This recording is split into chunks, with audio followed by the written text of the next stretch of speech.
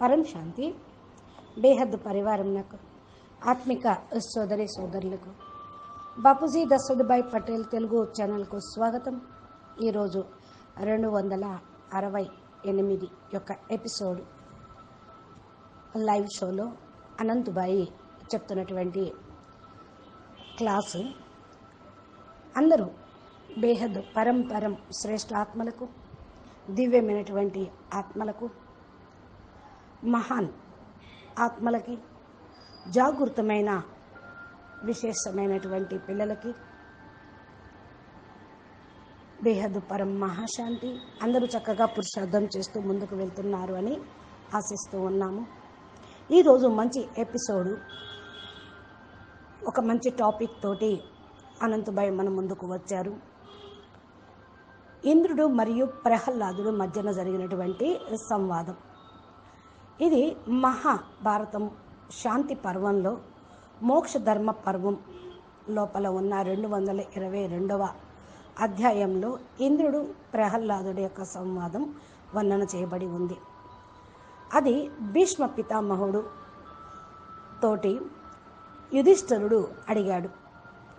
దానికి సంబంధించినటువంటి ఇక్కడ టాపిక్, ఈ లోకంలో ఎవరైతే శుభ అశుభ కర్మలు చేస్తూ ఉంటారో ఆ యొక్క ఆత్మలు సుఖ దుఃఖాలు అనేవి ఫలితం రూపంలో అనుభవిస్తూ ఉంటారు. కానీ ఏ ఆత్మ అయితే కర్మ చేస్తూ కర్తగా కాకుండా ఉంటారో, నిమిత్త భావంలో ఉంటూ ఉంటారో, వారు నిస్సందేహంగా సుఖంగా ఉండగలుగుతూ ఉంటారు. కర్మ చేస్తూ ఉంది అన్నప్పుడు కర్తగా ఉంటారా ఉండరా, ఈ విషయం నాకు సందేహంగా ఉంది పితామహ అని అడగటం జరిగింది. నేను దీని ద్వారా తత్వయుక్తమైన సమాధానం వినిపిస్తాను అని భీష్మ పితామహుడు కూడా అన్నారు. ఇక్కడ అదేవిధంగా భీష్ముడుని అడుగుతూ ఉన్నారు యుధిష్ఠిరుడు. ఈ విషయంలో ఇంద్రుడు మరియు ప్రహ్లాదుడి యొక్క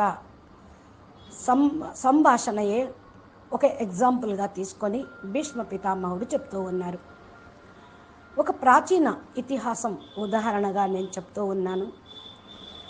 ప్రహ్లాదుడు మనసు లోపల ఎవరిపైన కూడా విషయ వాసనలు, ఆసక్తి అనేది లేదు ఆయనకి. ఆయన పాపాలన్నింటినీ కూడా కడిగేసుకున్నాడు. అయినటువంటి మంచి భక్తాత్మ, విద్వాంసుడు కూడా, చాలా గొప్ప విద్వాంసుడు. గర్వము, అహంకారం అనేది లేశమాత్రంగా కూడా లేదు. ధర్మం యొక్క ధర్మపరాయణం చేస్తూ, మర్యాదలను పాలన చేస్తూ, శుద్ధమైన సత్వగుణంలో ఉన్నటువంటి వాడు. నిందాస్తుతి మానవమానంలో సమానము అనుకొని మనసు మరియు ఇంద్రియాలను వశపరుచుకొని ఏకాంత స్థానంలో నివాసం చేస్తూ ఉన్నాడు. ఈ చరాచర ప్రాణుల యొక్క ఉత్పత్తి మరియు వినాశనం యొక్క జ్ఞానం ఆయనకి తెలుసు. దీనితోటే అప్రియమైనటువంటి ఏవైతే ఉన్నాయో వాటిపైన క్రోధయుక్తంగా ఉండటం అనేది ఏమీ లేదు. ప్రియ యొక్క ప్రాప్తి అనేది ఉంటుంది. ఎక్కువ దేని మీదైతే ప్రేమ, మోహం అనేది పెట్టుకుంటూ ఉంటారో అది లభించకపోతే సంతోషం అనేది ఉండదు. ఏదైతే సర్వగుణ సంపన్నంగా ఉండాలో అన్నిటిపైన కూడా నిందాస్తుతి మానవమాల్లో సమాన దృష్టి కలిగి ఉంటూ ఉంటారు. అటువంటి సమయంలో వాళ్ళ యొక్క వికర్మలను, పాపాలను వినాశనం చేసుకుంటారు. గర్వం అనేది లేశ మాత్రం కూడా ఆయనకి లేనే లేదు. అంటే ఆయన యొక్క స్టేజీ చాలా చక్కగా ఉంది. జ్ఞాన స్వరూపంలో కళ్యాణమయమైనటువంటి పరమాత్మ యొక్క ధ్యానంలో సదా స్థిరంగా ఉండేవాడు. పరమాత్మ తత్వాన్ని పూర్తిగా నిశ్చయంతో పొందినవాడు. అంటే పరాత్పర స్వరూపం పరబ్రహ్మ యొక్క పూర్ణ రూపం పైన నిశ్చయం ఉన్నది. బ్రహ్మ యొక్క పూర్ణ జ్ఞానము ఉన్నది. సర్వజ్ఞ సంపూర్ణమైనటువంటి జ్ఞాని ఆత్మగా, జితేంద్రియుడిగా, సమదర్శిగా ఉంటూ ఉండేవాడు. భగవాన్ నారాయణుడికి ప్రియ భక్తుడు. సదా ఆయన చింతనలోనే తత్పరులై ఉంటూ ఉంటాడు ప్రహ్లాదుడు. ఇది ప్రహ్లాదుడి యొక్క పరిచయం. ఇంకా ప్రహ్లాదుడికి మరి ఇంద్రుడికి మధ్య జరిగినటువంటి సంభాషణ అంటే హిరణ్యకశిపుడు యొక్క సంతానము ప్రహ్లాదుడు. ఇప్పుడు ఆయన కొన్ని వేల సంవత్సరాలు రాజ్యం చేసి ఏకాంతంలో కూర్చొని శ్రీహరిని ధ్యానం చేస్తూ కనిపించాడు ఇంద్రుడికి. అప్పుడు ఆయన బుద్ధిలో ఆలోచన వచ్చింది, ఈయన గురించి పూర్తిగా నేను తెలుసుకున్నాను, ఈయన పరీక్ష పెడదాము, నా గురించిన కొన్ని విషయాలు జ్ఞాన చర్చ తీసుకుందాము అని ఇంద్రుడు ప్రహ్లాదుడి దగ్గరకు వచ్చాడు. ప్రహ్లాదుడు కూడా రాజే, రాక్షస వంశంలో పుట్టినవాడు కనుక ఇంద్రుడు దైత్యరాజా అని సంబోధిస్తూ, ఈ ప్రపంచంలో ఏ గుణాలను పొందాలి అంటే ఆత్మ ఏ పురుషార్థం చెయ్యాలి అని అందరికీ కూడా తమ లోపల ఉన్నటువంటి స్థిరమైన భావంతో నేను అందరినీ కూడా సమభావంతో అందరినీ పరమాత్మ స్వరూపంగానే చూస్తాను అని చెప్పాడు ప్రహ్లాదుడు. మీ యొక్క బుద్ధి బాలకుడు సమానంగా రాగద్వేషాల రహితంగా కనిపిస్తూ ఉంది మీ మాటల్ని బట్టి అన్నాడు ఇంద్రుడు. మీ ఆత్మ యొక్క అనుభవము, మీ సాధన, మీ జ్ఞానం యొక్క పరాకాష్ఠ స్టేజ్ ఇది. అయినా నేను ఒక ప్రశ్న మిమ్మల్ని అడుగుతూ ఉన్నాను. ఈ జగత్తులో ఎవరిని ఆత్మజ్ఞాని లేక సర్వశ్రేష్టమైనటువంటి ఆత్మజ్ఞానము, సర్వశ్రేష్ట సాధన అని దేన్ని అనుకుంటూ ఉంటారు, దేన్ని ఒప్పుకోవాలి అని?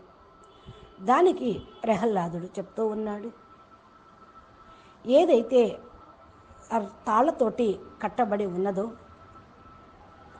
తమను ఎవరైనా రాజ్యం నుండి భ్రష్టం చేశారో, శత్రువులకు వశమై ఆధీనమవుతూ ఉంటారు,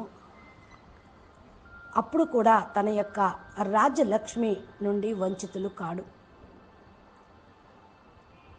ప్రహ్లాద్జీ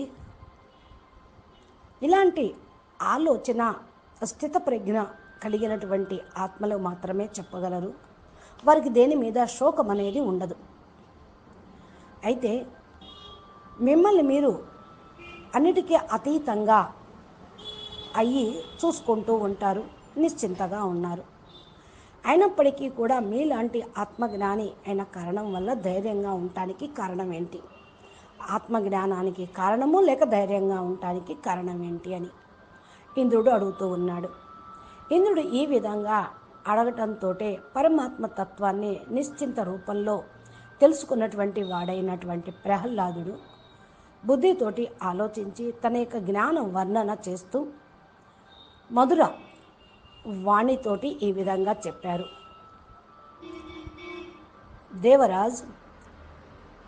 దేవరాజు అంటే ఇంద్రుడు ముల్లోకాలకి రాజు, ఆయన అధిపతి. భూమి మీద, భూలోకంలో, భువర్లోకంలో, స్వర్గలోకంలో సర్వ ప్రాణులను కూడా పాలన చేసేవాడు. ఏ ప్రాణి అయితే ప్రవృత్తి మరియు నివృత్తి గురించి తెలుసుకోరో వారి యొక్క అవివేకము కారణం వల్లే మోహము అనేది కలుగుతుంది. ప్రవృత్తి అంటే గృహస్థంలో అటాచ్మెంట్ అయి ఉంటాం.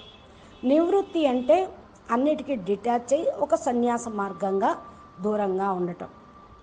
దీని యొక్క డిఫరెన్స్ భావము స్థితి తెలుసుకోకుండా ఎవరైతే ఉంటారో వాళ్లకు తెలివితేటలు లేని కారణం వల్ల మోహావేశంలోకి వెళ్ళిపోతూ ఉంటారు. ఆత్మ యొక్క సాక్షాత్కారం అయిపోతే మోహం అనేది ఉండదు. అన్ని వైపుల నుండి భావము మరియు అభావము అంటే ఫీలింగ్కి అతీతంగా ఉండటం. ఈ భావాలు అనేది వస్తూ వెళ్తూ ఉంటాయి, భావము అభావము అనేది. దీనికోసం ఏ ఆత్మ అయితే ప్రయత్నం చెయ్యదో ఆ ఆత్మ కర్తగానే ఉండిపోతారు. కర్తగా ఉండడు. తను చేస్తున్నాను, నేనే చేస్తున్నా అనే భావన కలిగి ఉంటాడు. స్వయం డిఫరెన్స్ తెలుసుకోలేని కారణం వల్లే ఈ ప్రపంచంలో అభిమానము, మోహము, అటాచ్మెంటు అన్నీ కూడా వస్తూ ఉన్నాయి. ఇవే దుఃఖానికి కారణం అవుతుంది. ఏ ఆత్మ అయితే శుభం అశుభం కర్మలకు కూడా అతీతంగా ఉంటారో, నేను కర్తని, మంచి చేసినా చెడు చేసినా నేనే అనుభవించాలి అని ఎవరైతే అనుకుంటారో వారి యొక్క బుద్ధి దోషయుక్తంగా, తత్వజ్ఞాన రహితంగా ఉంటూ ఉంటుంది అని నా యొక్క భావన అంటూ ఉన్నాడు. ఏ ఇంద్ర, ఏ ఆత్మ అయితే కర్తగా ఉంటూ అంటే నేను చేస్తున్నాను అనేటువంటి భావనతో చేస్తూ ఉంటారో వాళ్ళ కళ్యాణం కోసమైనా సరే, అన్య కార్యక్రమాల కోసం, అన్యుల యొక్క కళ్యాణం కోసమైనా సరే తప్పకుండా వాళ్ళు సిద్ధిని అనేది పొందగలుగుతూ ఉంటారు. అయితే నేను చేస్తున్నాను అహంకారం కాకుండా భగవంతుడు చేయిస్తూ ఉన్నాడు అనుకుంటే సిద్ధి అనేది పొందుతారు. అలాంటి తన ప్రయత్నంలో పరాభావం అనేది ఉండదు. కానీ మనకు కనపడతా ఉంది, ఇష్టసిద్ధి కోసం ప్రయత్నం చేసే వాళ్ళ యొక్క అనిష్టానమే ఎక్కువగా ఉంటూ ఉంటుంది. ఇష్టసిద్ధితోటి వాళ్ళు వంచితులైపోతూ ఉంటారు. సిద్ధి పొందాలి అనుకుంటే దాని నుండి వాళ్ళు వంచితులైపోతారు. అనగా పురుషార్థం యొక్క ఆధారమే నిర్లిప్త భావంగా, అకర్తగా ఉండి, నిమిత్త మాత్రంగా ఉండి చేయటం. ఇది లేదు కదా అని అంటూ ఉన్నాడు ప్రహ్లాదుడు. ఎంతమంది అయితే ప్రాణులు ఏ ప్రయత్నం లేకుండా పొందాలి అనేటువంటి ప్రాప్తి పొందాలి అనుకునేటువంటి భావంతో చేస్తూ ఉంటారో వాళ్ళు ఒక రకమైన ప్రాప్తిని పొందుతుంటారు. వాళ్ళ ఇష్టాన్ని కూడా నివారణ చేసుకుంటూ కళ్యాణకారి భావనతోటి, నిమిత్త భావంతో చేస్తూ ఉంటారు. ఆ స్వభావంతో ఉంటారు, ప్రాప్తి పొందుతూ ఉంటారు. ఇది అందమైనటువంటి, అత్యంతమైనటువంటి తెలివిగల వాళ్ళ యొక్క ఆత్మ యొక్క భావన. కానీ కొంతమంది ఆత్మలు కురూపిగా, అల్పబుద్ధి మనుషులుగా ఉంటూ ధనం పొందాలన్న ఆశతోటే చూస్తూ ఉంటారు. ఎక్కడైతే శుభ అశుభం అని అన్ని రకాలుగా జరుగుతూ ఉంటాయో, గుణం యొక్క స్వభావంతో ప్రేరణ తీసుకుంటూ పొందాలనుకుంటూ ఉంటారు. ఈ అభిమానం కారణం వల్ల వాళ్ళు అసలు ఏమీ పొందలేరు. నా యొక్క నిశ్చింతమైనటువంటి ధారణ ఇదే. భావ స్వభావాలకి అతీతంగా కావాలి. అన్నీ లభిస్తున్నప్పటికీ కూడా ఆత్మనిష్ట బుద్ధితోటి ధారణ చేస్తూ ఉండాలి. దీనికి విపరీతమైన ఆలోచనలు అనేది చేయరాదు. ఎక్కడైతే విపరీతం ఉంటుందో, విరుద్ధంగా నడుస్తూ ఉంటారో అప్పుడు వికల్పాలు జరుగుతూ ఉంటాయి, వికర్మలు జరుగుతూ ఉంటాయి.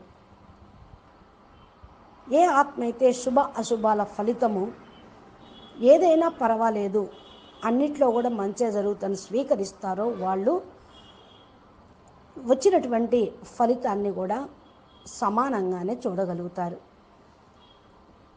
నేను కర్మ చేస్తూ ఉన్నాను అంటే కర్మ యొక్క విషయ వాసనను పూర్తిగా నేను వర్ణన చేస్తాను, విను అని చెప్తూ ఉన్నాడు ప్రహ్లాదుడు. ప్రహ్లాదుని ద్వారా కర్మ యొక్క వర్ణన ఈ విధంగా ఉంది. ఏ విధంగా ఒక కాకి ఎక్కడో పడి ఉన్న ఆహారాన్ని తింటున్న సమయంలో తను ఒక్కటే తినదు, కావు కావు అంటూ అన్యమైనటువంటి కాకుల్ని కూడా జతపరుస్తూ ఉంటుంది, పిలుస్తూ ఉంటుంది, ఇక్కడ అన్నం ఉంది, ఇక్కడ ఆహారం ఉంది అని. అదేవిధంగా సమస్తమైనటువంటి కర్మలు స్వభావంతో సూచించబడుతూ ఉంటాయి. ఏ అయితే వికారాలు ఒకటి ఉన్నదో ఆటోమేటిక్గా అన్నీ కూడా అక్కడికి వస్తూనే ఉంటాయి. దేహాభిమానం అన్ని వికారాలకు మూలమైతే ఒక వికారం ఉందనుకోండి, కామ్ ఉందనుకోండి, క్రోధం వచ్చేస్తుంది, క్రోధం అంటే మోహం వచ్చేస్తుంది, మోహంతో లోభం వస్తుంది, లోభంతో అహంకారము వస్తూ ఉంటుంది. ఈ యొక్క వివేకత కారణం వల్ల మోహము అభిమానం ఎక్కువైపోతూ ఉంటుంది. ఇది తెలివి అనుకుంటూ ఉంటారు, కానీ మోహానికి అభిమానానికి సంబంధించింది. ఈ విషయాన్ని కరెక్ట్గా అర్థం చేసుకోకపోతే మోహమును కూడా గ్రహించలేరు. సమస్త భావ స్వభావాల నుండి ఇవన్నీ కూడా ఉత్పన్నమవుతూ ఉంటాయి. ఈ విషయాన్ని ఎవరైతే నిశ్చిత రూపంలో కరెక్ట్గా తెలుసుకుంటారో వారి యొక్క దర్పం, అభిమానం ఖతమైపోతూ ఉంటుంది. నేను ధర్మం యొక్క పూర్తి విధిని సంపూర్ణంగా నీకు అనిత్యతగా నేను తెలుసుకున్నాను. ఇవన్నీ కూడా అనిత్యమే, అంటే వినాశనం అయ్యే. కాబట్టి అసలైన ధర్మం, ఆత్మధర్మం ఏదైతే ఉందో అది అవినాశి.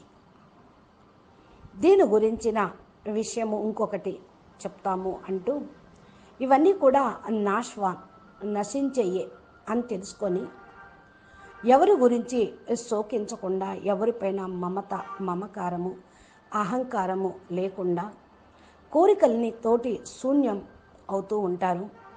అన్ని రకాల బంధన రహితంగా అవుతారు, బంధన ముక్తులవుతారు. ఆత్మనిష్టతోటి అసంగత్యంగా ఉంటూ సర్వ ప్రాణుల యొక్క ఉత్పత్తి, వినాశనం సదా వాళ్ళు చూస్తూ ఉంటారు.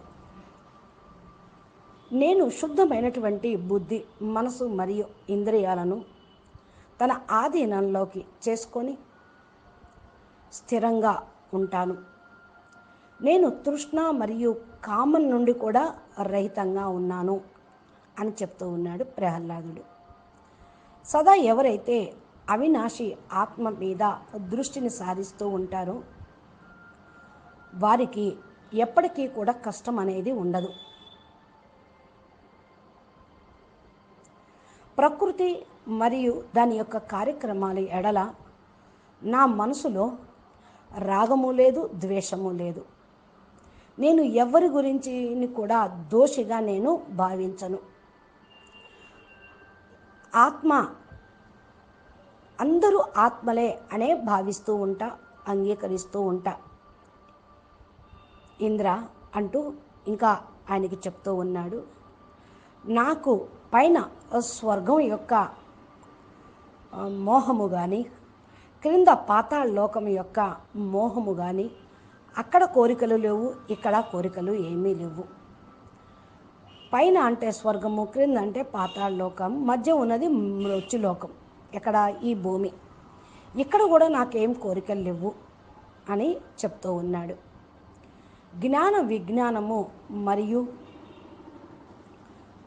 నిమిత్తంతో చేసేటువంటి కర్మలు తప్పకుండా, నిమిత్త భావంతో చేసేటువంటి కర్మలు తప్పకుండా సుఖాన్ని, శాంతిని ఇస్తాయి. ఇది తప్పకుండా చాలా అవసరము జ్ఞానికి, ప్రతి ఒక్క మానవుడికి.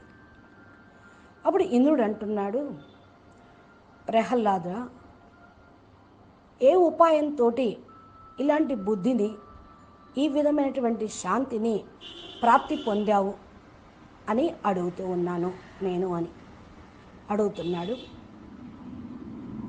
నేను నీకు అదే చక్కగా చెప్పాను అంటున్నాడు ప్రహ్లాదుడు. మన తర్వాత ఆయన వర్ణన చేస్తూ, ఇంద్ర, సరళత, సావధాని, బుద్ధి యొక్క నిర్మలత, చిత్తము ఎవరిదైతే స్థిరంగా ఉంటుందో పెద్దవాళ్ళ యొక్క సేవ చేయటంతో ఆత్మ మహాన్ పదవిని ప్రాప్తిని పొందుతూ ఉంటుంది.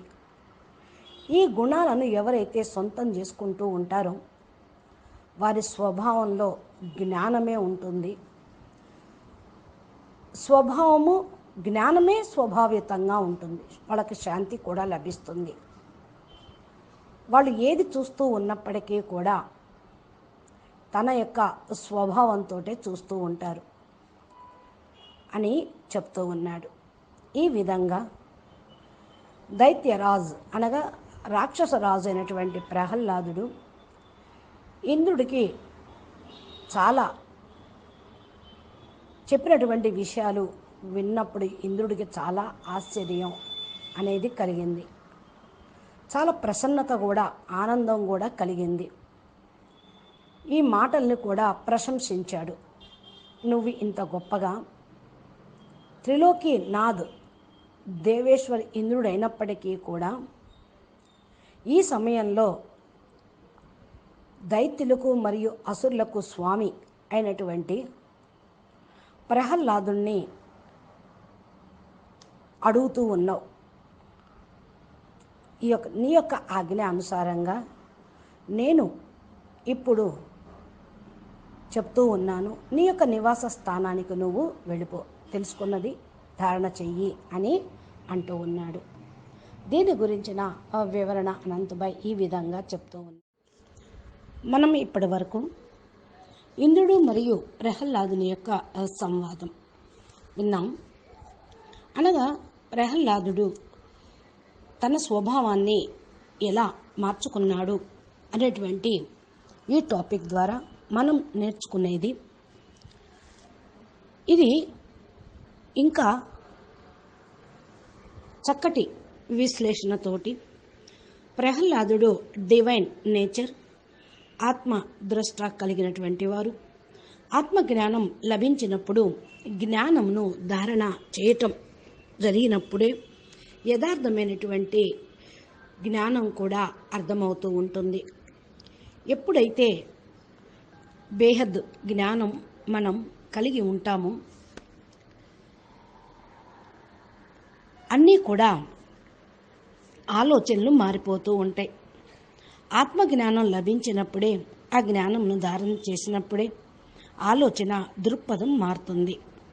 దీన్ని మీరందరూ అనుభవం మీ జీవితంలో జ్ఞాన మార్గంలో పొందే ఉండవచ్చు. ప్రహ్లాదుడు రాజ్యలక్ష్మిని పోగొట్టుకున్న ధైర్యంగా శాంతంగా కూర్చున్నారు. ఇది ఆత్మజ్ఞానం వల్లనే లభిస్తూ ఉంటుంది. ఆత్మజ్ఞానంతో ధైర్యం కూడా వస్తుంది. ఆత్మ సాక్షాత్కారం అయిన వారికి నివృత్తి స్టేజి కలుగుతూ ఉంటుంది. అప్పుడు మోహ మాయ అనేది వారి జీవితంలో ఉండదు. మనుషులైన జీవ జంతువుల యొక్క ప్రవృత్తినైనా చూసి, వాటి యొక్క స్వభావంను చూసి ఏ భావన అనేది వారి లోపల ఉత్పన్నం కాదు. జంతువులు వారి యొక్క ప్రవర్తన వారి లోపల ఉన్నటువంటి డిఎన్ఏలో రికార్డింగ్ అనుసారంగానే వారి స్వభావం ఉంటుంది. అనగా పులి ఉంటుంది, సింహం ఉంటుంది, జంతువులు లేడిని వేటాడి తింటూ ఉంటాయి. మనం వాటిని చూస్తూ అయ్యో అయ్యో అంటే కాదు కదా, వాటి స్వభావం దాని యొక్క సృష్టిలో అలాగే ఫిక్స్ అయిపోయి ఉంది. అందుకనే ఆత్మ జ్ఞానం అనేది తెలుసుకున్నప్పుడు ఇలాంటి వాటి నుండి అతీతంగా కాగలుగుతాం. ఆత్మ సాక్షాత్కారం అవ్వటంతోనే మీ బిలీవ్ సిస్టమ్ అనేది చాలా స్ట్రాంగ్గా అయిపోతుంది.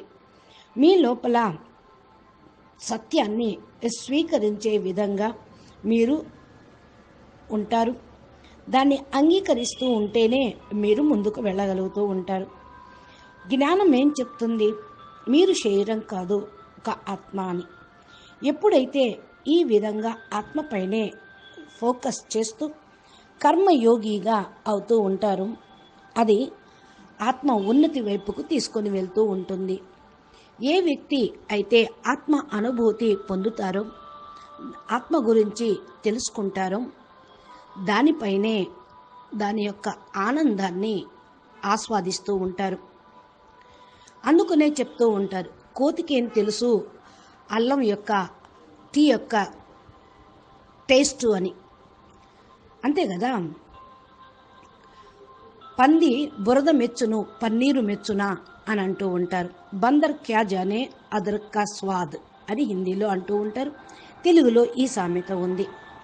ఎవరైతే తమను తాము ఆత్మగా సత్య స్వరూపాన్ని తెలుసుకుంటూ ఉంటారో, నేను శాశ్వతమైన వాడిని, ఆత్మను, ఈ శరీరం నశ్వరమైనది అని అనుకున్నప్పుడే ఆత్మ కళ్యాణం కోసం వాళ్ళు కర్మ చేస్తూ ఉంటారు.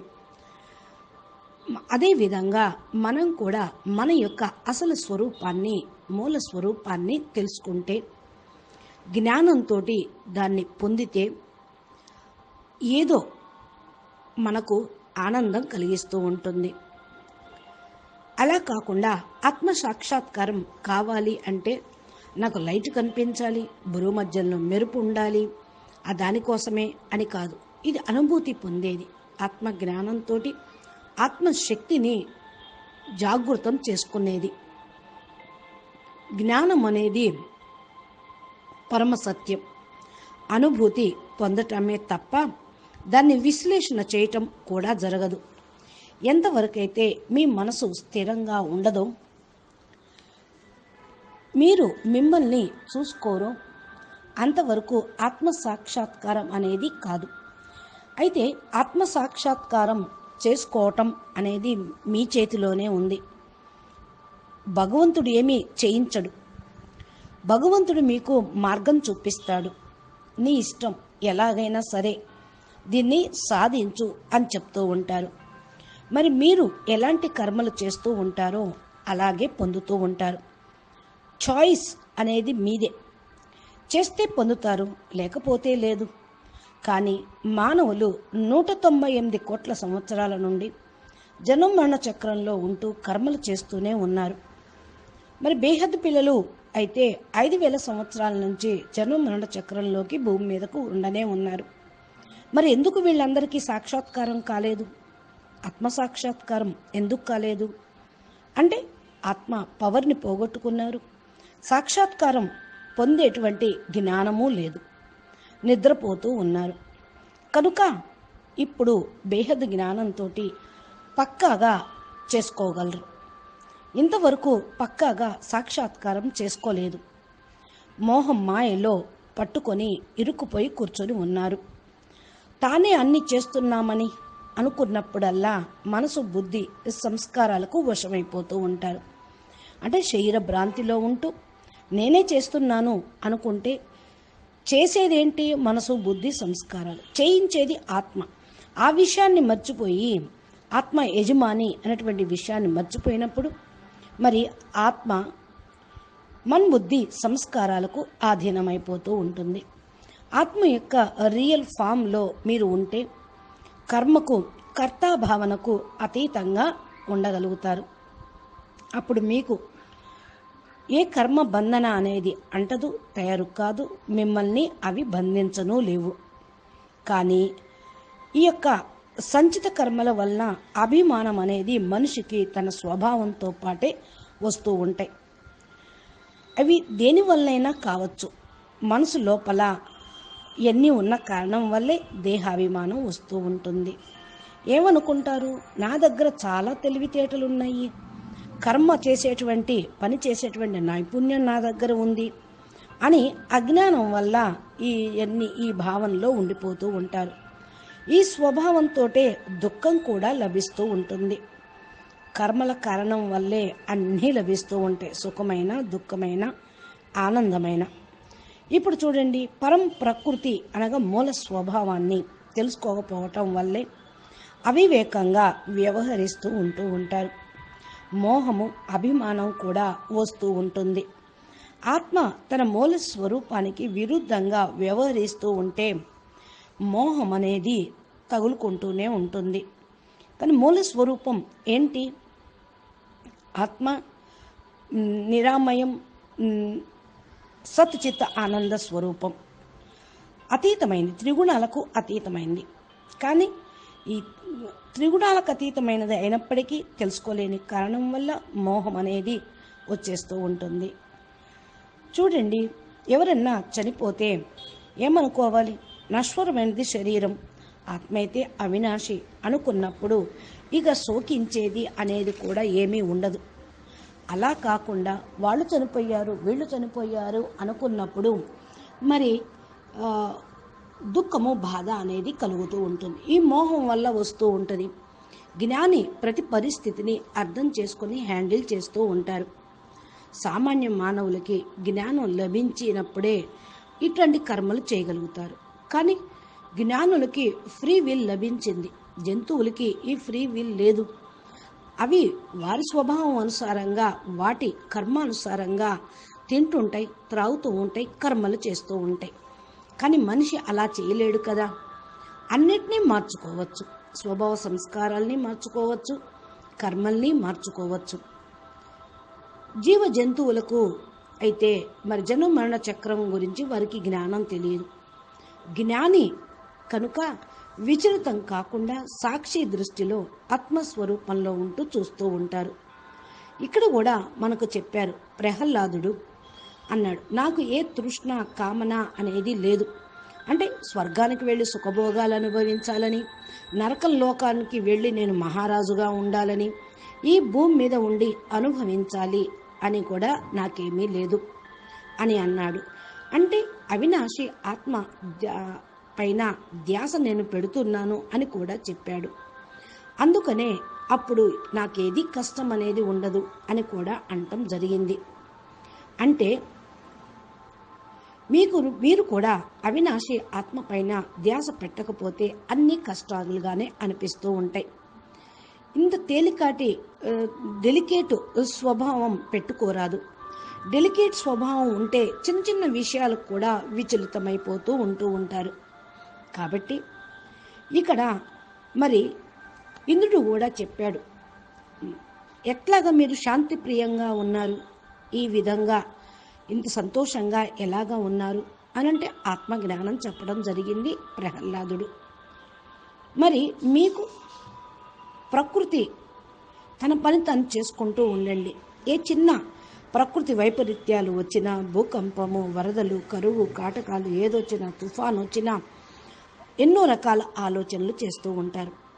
అందుకనే ఇప్పుడు ప్రకృతి తన పని తాను చేయనివ్వండి, వదిలేయాలి.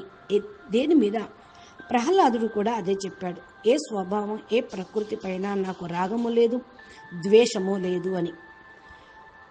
ఇక్కడ చూడండి, మనం కూడా శాంతి ప్రియులం. ఎవరన్నా పెద్దగా మాట్లాడుతూ ఉంటే మంచిగా అనిపించదు. అంటే ప్రకృతికి మన స్వభావానికి విరుద్ధంగా నడుస్తూ ఉంటే బాధ కలుగుతూ ఉంటుంది.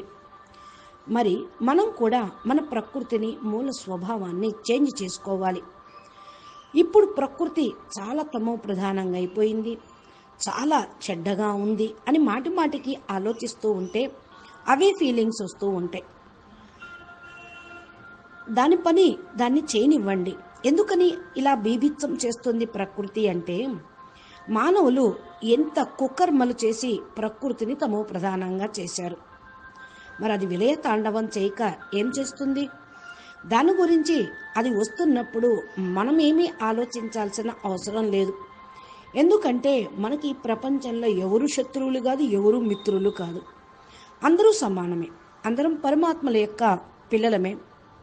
కనుక న్యారా ప్యారాగా ఉండటంతో మనం సదా సుఖ దుఃఖాలకు అతీతంగా ఉండగలుగుతాం.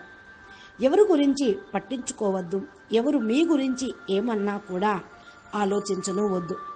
కొంతమంది మీ గురించి మంచిగా అనుకోవచ్చు, కొంతమంది చెడుగా కూడా ఆలోచించవచ్చు. అలాంటప్పుడు మీరు న్యారా ప్యారాగా ఉండటమే మంచిది.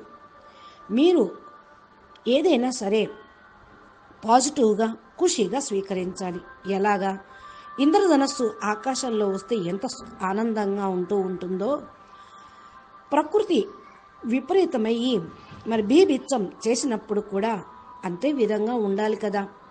దీన్నే న్యారా ప్యారాగా ఉండటం అని అంటూ ఉంటారు. కాబట్టి ప్రహ్లాదుడు ఇంద్రుడికి ఇచ్చినటువంటి శిక్షణను మనం ప్రతి ఒక్కరూ నేర్చుకోవాలి. మనుషులు కూడా వారి ప్రకృతిని మార్చుకోవాలి.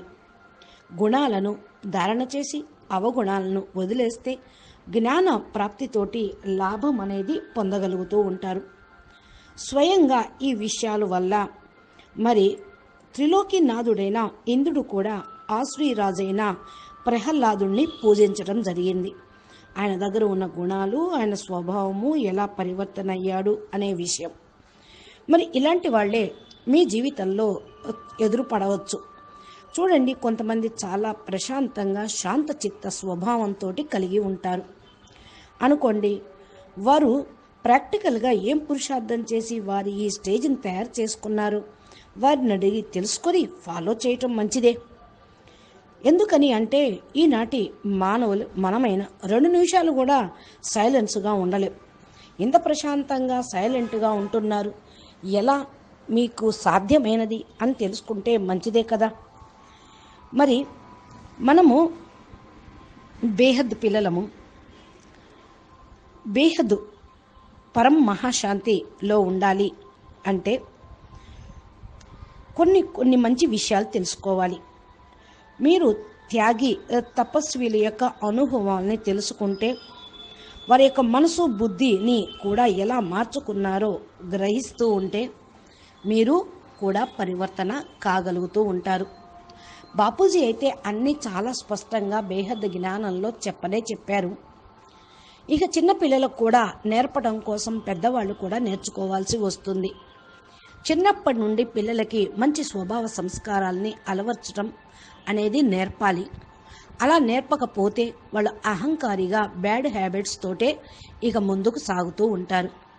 సమయం అనుసారంగా బుద్ధిని పరివర్తన చేసుకోవటం, స్వభావ సంస్కారాల్ని పరివర్తన చేసుకోవటం అనేది జ్ఞానం ఉన్నప్పుడు కూడా చాలా తేలిక అవుతుంది.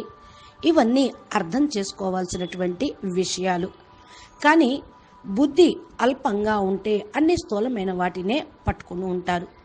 ఎప్పుడైతే సూక్ష్మ బుద్ధి అవుతుందో, సూక్ష్మంగా ఉంటారో అప్పుడు వారు బేహద్దును, లోతైన విషయాలను, మూలాన్ని గ్రహించగలుగుతారు. మరి మీరందరూ బేహద్దు జ్ఞానులు, బేహద్దు యోగం చేసేవాళ్ళు, బేహద్దు పురుషార్థం చేసేవాళ్ళు, విశ్వాన్ని పరివర్తన చేయుటకు స్వపరివర్తన అయ్యేవాళ్ళు. కనుక మనము కూడా కొన్ని మార్చుకోవాల్సినవి ఉంటూ ఉంటాయి అని తెలుసుకొని మీరు చక్కగా జ్ఞానాన్ని వింటూ ఉండండి. అచ్చా, పరం శాంతి, నమస్తే, ధన్యవాదాలు. బేహద్కే బేహద్ పరం మహాశాంతి హై. బాపూజీ దశరథభాయ్ పటేల్ తెలుగు ఛానల్ని మీరు ఇంతవరకు సబ్స్క్రైబ్ చేయకపోతే సబ్స్క్రైబ్ చేసి రోజు అనంతభాయ్ పెట్టేటువంటి తెలుగు వీడియోలు మా ఛానల్ ద్వారా పొందండి. మీకు నచ్చితే మంచి కామెంట్ పెట్టండి, లైక్ చేయండి. నమస్తే, ధన్యవాదాలు.